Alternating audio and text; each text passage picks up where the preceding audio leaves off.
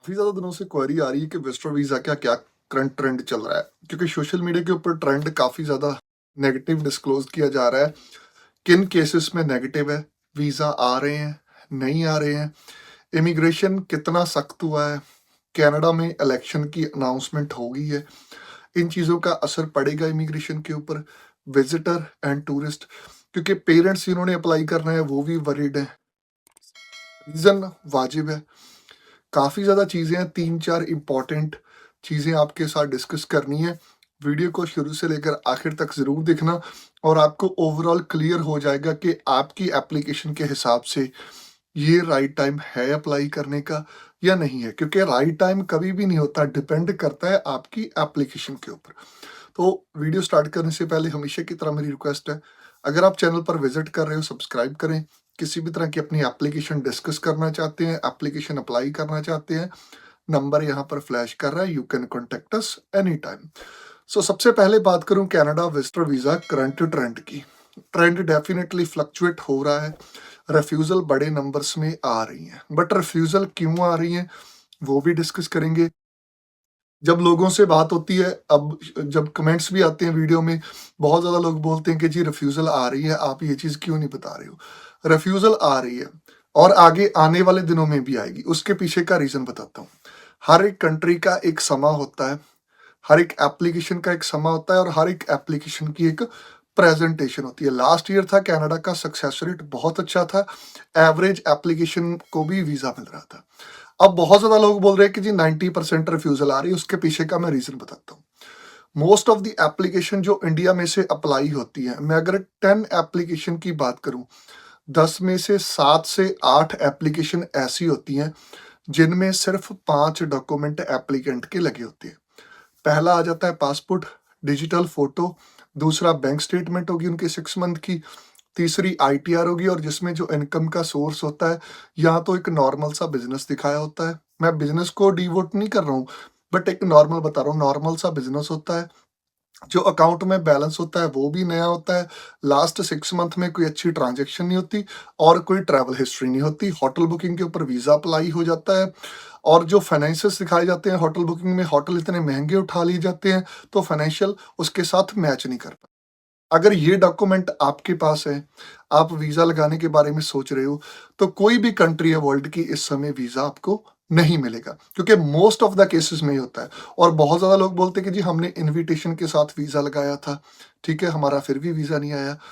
इनवाइटर के document matter करते हैं, बट 90% जो बंदा अप्लाई कर रहा है उसके डॉक्यूमेंट मैटर करते हैं। अगर रेगुलर सोर्स ऑफ इनकम है, बहुत ज़्यादा लोगों के पास रेगुलर सोर्स ऑफ इनकम नहीं है, इस चीज़ को अंडरस्टैंड करना पड़ेगा। और 2 ही रीज़न हाई कमीशन लगा रहा है।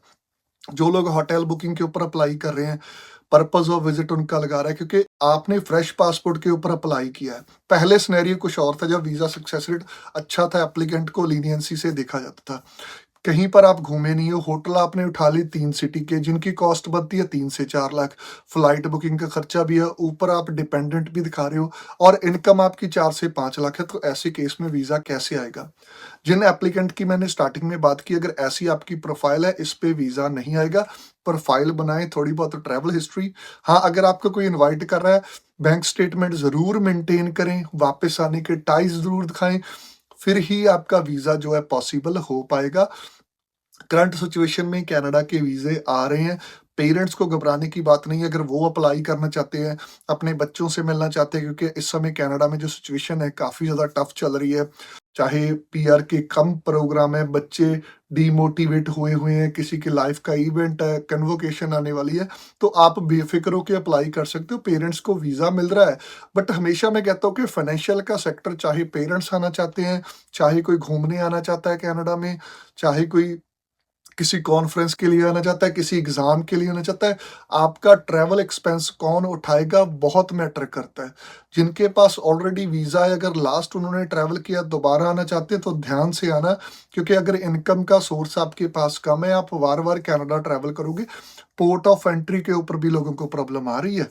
और दूसरा, अगर आपने इन्विटेशन के साथ अप्लाई किया है, कुछ केसेस में अब जो इनवाइटर है उनको मेल जा रही है, तो जेन्युइन इनविटेशन वाकई में अगर कोई फ्रेंड रिलेटिव है, उसके पास प्रूफ ऑफ रिलेशनशिप आपकी है कि काफ़ी ज़्यादा लंबे समय से आपकी दोस्ती है और है, तो उस केस में ही लगाएं। ऐसे ही इनविटेशन उठा के मत लगा दें, उस चीज़ में भी नुकसान होगा, क्योंकि बाद में इनविटेशन वेरीफाई नहीं होती है, तो जिसमें वीज़ा रिफ्यूज़ भी हो जाता है और कुछ केसेस में बैन भी लगता है। राइट नाउ कनाडा का वीज़ा अगर लेना है, चाहे आप किसी भी कंट्री में हो, फाइनेंस अच्छे होने चाहिए, थोड़ी बहुत ट्रैवल हिस्ट्री है तो बहुत अच्छी बात है। उसके बाद आपका रेगुलर सोर्स ऑफ इनकम कैसा है, वापस क्यों आओगे, सोशल टाइज़ आपके, फैमिली टाइज़ आपकी, जॉब कितनी अच्छी है, अगर बिज़नेस है तो वो कितना अच्छा है, तब जाके आप कनाडा का वीज़ा अप्लाई कर सकते हैं। नॉर्मल से 4-5 डॉक्यूमेंटेशन के ऊपर अगर आपके पास कोई बिज़नेस नहीं है, कोई जॉब नहीं है, किसी कॉलेज यूनिवर्सिटी की एडमिशन दिखा दी, वो भी जेन्युइन नहीं है, तो ऐसे केसेस में वीज़ा नहीं मिलेगा।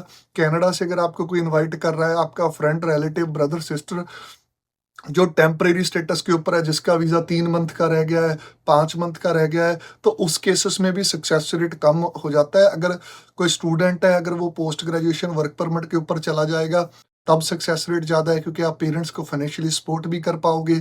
अगर स्टडी वीज़ा के ऊपर, वीज़ा तब भी आ सकता है, बट आपके वीज़ा की ड्यूरेशन काफ़ी होनी चाहिए। स्पाउस अगर कोई अप्लाई कर रहा है, उनके केसेस में ये चीज़ें वेरी करती हैं कि इंडिया में आपका सोर्स ऑफ क्या है। मोस्ट ऑफ दी एप्लीकेशन में, जैसे मैंने पहले बताया, इनकम का सोर्स नहीं होता, ट्रैवल हिस्ट्री नहीं होती, होटल महंगे उठाए जाते हैं, इन्वाइटर के साथ लिंक नहीं होता, तो ऐसे केसेस में पहले चीज़ें इग्नोर हो जाती थी, बट अब करंट सिचुएशन बहुत ज़्यादा टफ है।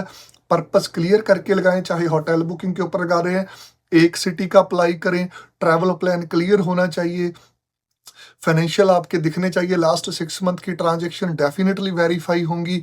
उसके बाद आपके वापस आने के रीज़न अच्छे से एक्सप्लेन हो पाएँ, तब ही जाके किसी भी कंट्री का वीज़ा आप ले सकते हो। तो उम्मीद करता हूँ वीडियो अच्छी लगी होगी। चैनल को ज़रूर सब्सक्राइब करें और किसी भी तरह की वीज़ा फाइलिंग में आप चाहिए, you can contact us any time. Thank you.